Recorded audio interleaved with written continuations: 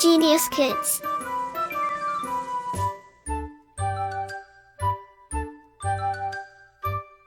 Cultivating love for learning.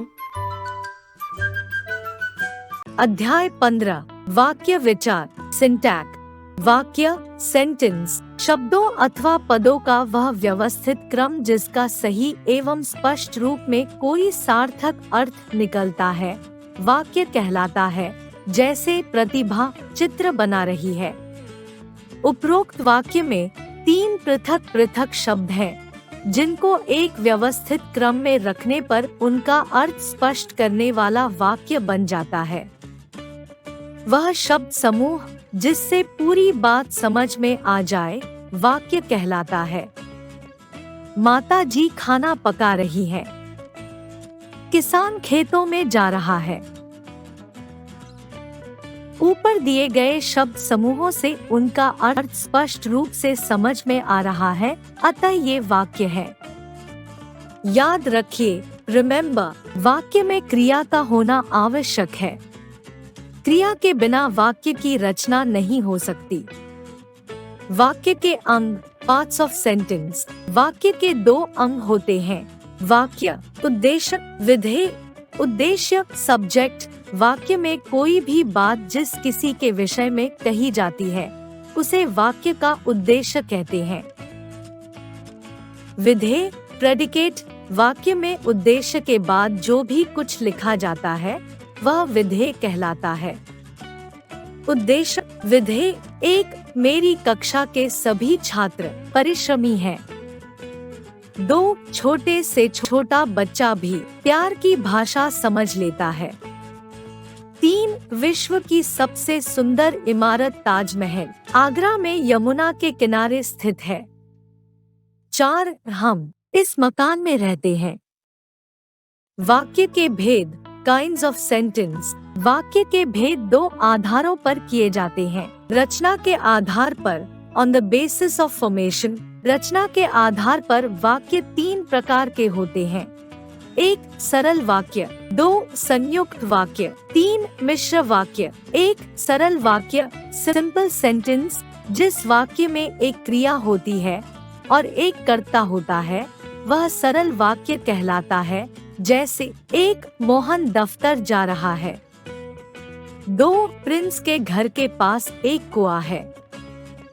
2 संयुक्त वाक्य compound sentence जिस वाक्य में 2 या 2 से अधिक वाक्य स्वतंत्र रूप से किंतु, परंतु और तथा या आदि समुच्चय बोध को द्वारा जुड़े हो वह संयुक्त वाक्य कहलाता है। जैसे 1 बंदरिया खेल दिखा रही है परंतु बंदर गुस्सा है। 2 सोनी नाचती है और सूरज गाता है। 3 मिश्र वाक्य कॉम्प्लेक्स सेंटेंस जिस वाक्य में एक साधारण वाक्य के अतिरिक्त उसके अधीन कोई दूसरा अन्य वाक्य हो उसे मिश्र वाक्य कहते हैं। जैसे 1 आज बाजार नहीं जाएंगे क्योंकि बारिश हो रही है। 2 वंशु पढ़ने नहीं गई क्योंकि बाहर बारिश हो रही थी। अर्थ के आधार पर on the basis of meaning. अर्थ के आधार पर वाक्य के 8 भेद होते हैं। 1 विधानवाचक वाक्य असर्टिव सेंटेंस जिन वाक्यों में क्रिया के करने या होने का बोध हो उन्हें विधानवाचक वाक्य कहते हैं। जैसे 1 मैंने खाना खा लिया है। 2 गाय दूध देती है। 2 निषेधात्मक वाक्य नेगेटिव सेंटेंस जो वाक्य नकारात्मक होने का अर्थ देते हैं उन्हें निषेधात्मक वाक्य कहते हैं।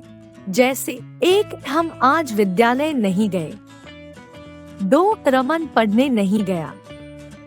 3 प्रश्नवाचक वाक्य इंटेरोगेटिव सेंटेंस जिस वाक्य से प्रश्न किए जाने का बोध हो उसे प्रश्नवाचक वाक्य कहते हैं। जैसे 1 तुम नाराज क्यों हो। 2 वह क्या कर रहा है। 4 इच्छावाचक वाक्य इलेटिव सेंटेंस जिस वाक्य से इच्छा, आशा, कामना व आशीर्वाद का बोध हो उसे इच्छावाचक वाक्य कहा जाता है। जैसे 1 भगवान तुम्हें अच्छा स्वास्थ्य दे।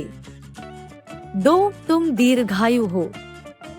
5 आज्ञावाचक वाक्य इम्पेरेटिव सेंटेंस, जिस वाक्य से आज्ञा, आदेश या अनुमति लेने या देने का बोध हो उसे आज्ञावाचक वाक्य कहते हैं। जैसे 1 कृपया बैठ जाइए, 2 दरवाजा बंद कर दो। 6 संदेहवाचक वाक्य डाउटफुल सेंटेंस, जिस वाक्य से क्रिया के करने या होने में संदेह हो उसे संदेहवाचक वाक्य कहते हैं। जैसे 1 शायद आज मामा जी आए, 2 पिताजी आते ही होंगे। 7 संकेतवाचक वाक्य कंडीशनल सेंटेंस, जिस वाक्य में एक क्रिया का होना दूसरी क्रिया पर निर्भर हो उसे संकेतवाचक क्रिया कहते हैं। जैसे 1 मन लगाकर पढ़ोगी तभी प्रथम आओगी, 2 यदि आप आएंगे तो मैं आपके साथ चलूंगा। 8 विस्मयवाचक वाक्य एक्सक्लामेटरी सेंटेंस, जिस वाक्य से हर्ष, दुख, शोक, घृणा, आश्चर्य आदि का भाव व्यक्त हो उसे विस्मयवाचक वाक्य कहते हैं। जैसे 1 पोम, मुझे चक्कर आ रहे हैं, 2 शाबाश, तुमने कमाल कर दिया। याद रखने योग्य तथ्य पॉइंट्स टू रिमेम्बर, वाक्य शब्दों का सार्थक समूह होता है जिससे पूरी बात समझ में आ जाती है। वाक्य के 2 अंग होते हैं, उद्देश्य और विधेय।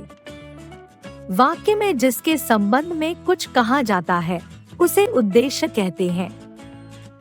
वाक्य में उद्देश्य के संबंध में जो कुछ कहा जाता है उसे विधेय कहते हैं।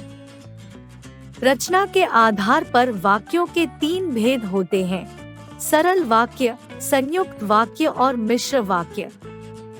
अर्थ के आधार पर वाक्यों के 8 भेद होते हैं, विधानवाचक, निषेधात्मक, प्रश्नवाचक, इच्छावाचक, आज्ञावाचक, संदेहवाचक, संकेतवाचक, विस्मयवाचक वाक्य। Like, share and subscribe.